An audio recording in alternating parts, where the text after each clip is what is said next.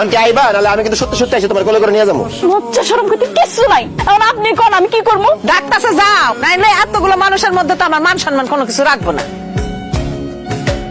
এক কাপ চা দে। দিমনে ভাই, আগে কম তো আপনি কি আমার বাসার সামনে দিয়েছেন? তগো বাড়ির সামনে দিয়ে এই দোকানে আইলাম। খুব ভালো করছেন ভাই, আমার বাড়ির সামনে দিয়েছেন।